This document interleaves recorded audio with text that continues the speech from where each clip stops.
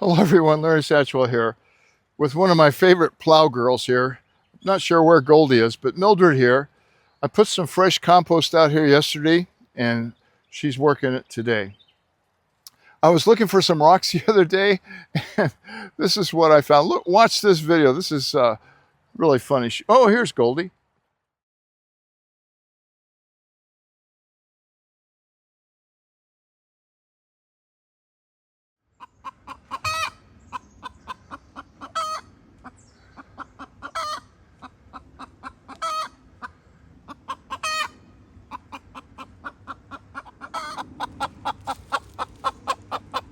Boy, aren't you proud of yourself, Mildred? What'd you leave up there? Mildred, there's not even an egg in there. The crazy old man. I really got a kick out of her. She was so proud of herself. Anyway, November 1st, garden update. Crazy. I'm in shorts and a t-shirt at 8 o'clock in the morning. It's, I think, 63 or 64 out. It was 80 yesterday. It's supposed to be 81 today. This is like the 34th or 35th day without rain. They had a trace of rain at the Atlanta airport yesterday, so they say the streak is broken, but we've not had any rain whatsoever. Let's take a quick walk through the garden. I might as well start right here. This is the thigh basil, a very dark basil, doing great. I had to plant it here because the seed packet got wet, so I came out here and planted it. I direct sowed it right on top. I'll probably plant this again. To encourage the birds to dig in here, I also add some scratch in here once in a while. And normally I would be filling this up with leaves and manure, but I'm going to leave it just like this all winter and let them scratch. They are keeping the winter weeds out. Speaking of winter weeds, let me show you the strawberry patch. These are the winter weeds coming up. Now, if we don't get this, a handle on these right now, they will overpower this bed and will thrive all winter long. And the strawberries, they'll die back somewhat over the winter, but I've got to get a handle on these weeds, so I'm going to be asking my wife to help me. There's even a strawberry bloom right there. We've got to get these weeds pulled, and we've got to stay ahead of them before the first frost. Otherwise, we're going to not have a very good strawberry bed next year. While I'm over here, I'm keeping this open here for my onions that are coming in November. I'm not sure when, but those winter onions, the short day onions, will be coming. My lettuce is looking great right here. My carrots are coming up. I'll show you a picture of that in just a second. Tomatoes, no problem with them yet. We did have a couple of days where it was in the high 30s. I'm not sure it got in the 30s. It was in the 40s anyway. I've got this paper around here because the ladies, and by that I mean Mildred and Goldie, found the 3 ripest tomatoes and of course ate them. So the tomatoes I put up on the windowsill we had the other night, they were great. I think my wife picked one of the tomatoes that was almost ripe right here, but they're doing great as well. In this flower garden, the petunias are still thriving. The birds love this bird bath. This is one of those shallow buckets from Lowe's. Very inexpensive, under $20. Water lettuce, it only takes one and you've got thousands of them. I made this concrete. This is my 4K camera from Camo Jojo Hybrid. Yes, they gave me the camera, but that's all. But the sun's not out right now, but the birds love this. Another little flower bed that I'm not sure what this is, but it's doing great.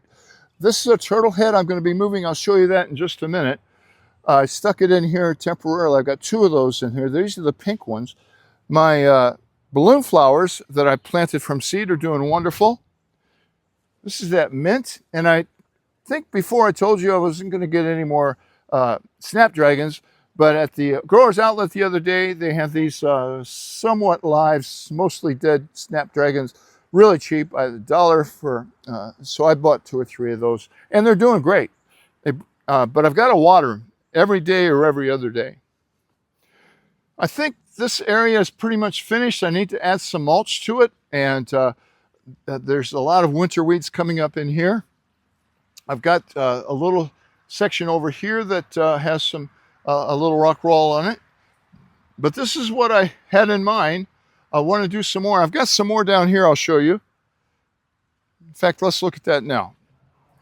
These flags here, this is a white echinacea that I want to transplant down there to that wall I just showed you. The flags up there are mystery lilies.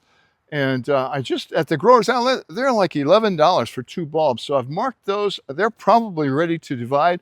I want to put them in a clump. And this stuff, I've identified it every time, and I can't remember what it is. Anyway, that's a beautiful little flower. I need to separate the flower from the weeds that are in it, and I'd like to get that in some spots too. I'd like to move some of this up on the other side of the house where Jimmy's butterfly bush is, but with this dry weather, it would just die up there. Here's the other bed I wanted to show you. This is all fresh compost up here on pretty much clay. I'll let the chickens scratch through here and get all the worms out of there, and I'll probably end up tilling this. This is where I want to move that turtle head. I also want to move the Joe Pye weed down here. With all of this natural organic stuff in here, I think they'll thrive a little bit better. It'll hold the moisture more. And I've got that little wall built. I've been looking all over the property for rocks. I did manage to get some up here on top. I'll show you that in a minute. But I've found most of the smaller rocks that I can carry or put in a bucket. And there are some bigger rocks, but I need to make something that I can roll the rock onto.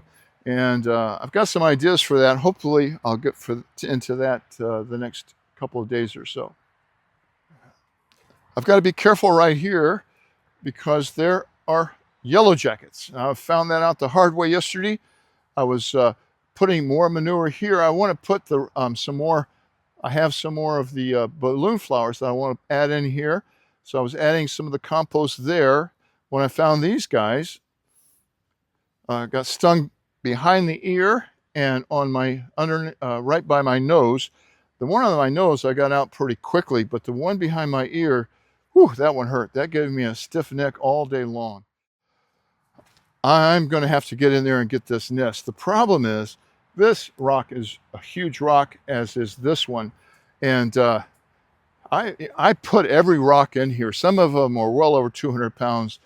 And that was when I was younger. Behind this wall is a wall of telephone poles, horizontally laid telephone poles all the way up and down here. I didn't have access to the rocks when we moved in, but I had access to a lot of telephone poles for free. So I made that here. Up on top of this hill was our house was moved into this spot in the 70s, and with it came a garage, somewhat of a garage. It was just on bricks, and it wasn't pretty at all. So my wife hated it, so she ended up pulling it down with the van. It was a great day. She loved it, and we've not regretted it. But this wall or this hill here was kind of naturally here, and the whole garden, this whole spot was virtually the only flat spot in our whole 5 acres, and it was just a perfect spot for the garden. These 2 beds, like the other bed over there, I'm going to continue to add manure to, old manure. Under here are my frost cloths in case I need them in a hurry. This just keeps them dry. Goldie and Mildred get in here all day long, scratch it up. So they're really good at that. Let's go to the top of the hill and I'll show you the latest wall I've been working on. When I planted these diantheses up here last summer after putting my border in, it was almost level. But the chickens have been pulling this down and pulling it down. So what I want to do is build a wall, and this is the right height right here. And these are the biggest rocks I can carry. I want to build a wall that'll go all the way around here. I'll pull all of these flowers up and put compost in here to bring it level, and then replant them. But I can't do that right now because it's just so dry out. So I've got to build the wall first. I want to take them out and put them in the same day. So that's a full day's work. And I'm going to have to water them. I've been watering the garden every day or every other day. But they're thriving here, And they've almost pulled one up, as I see. So I'm going to put them right back here. But this is a big project. I've got to find some more rocks, and I've got to find a way to transport some rocks. There's lots of rocks on the property, but I think I've located most of the ones I can carry and build this wall. There are still a few butterflies around, lots of pollinators.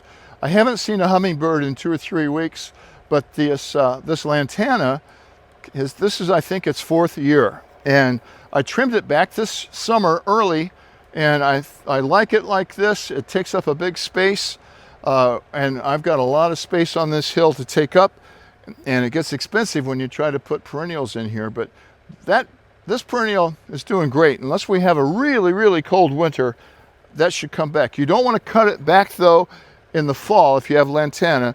The water will get down in there, the stems are hollow. The water will go down into the roots and kill the roots, and it won't come back.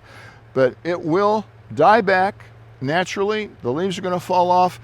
I've been tying it up so I could work around it. I know there's some daffodil. Let me show you this. I started to say I know there's some daffodils in this area, and look at this. They're up. They're up quite a bit. That's a weed. I've got to get lots of daffodils coming up there. My burpee bulbs on the other side of the house, that was supposed to be 100 days of bloom, turned out to be 45. They gave me a refund. I need to get those transplanted before they pop up through the ground like this. And I haven't looked at them. It's just so warm. I'm going to have to do that in the next few days, though. I've got a spot for them over here. These are some more of the turtle heads. I'm going to be moving down there to that new spot. And in this spot is where those burpee bulbs are going to go. Look at this black basil, black African basil. There's only 3 plants here, and it is so wide.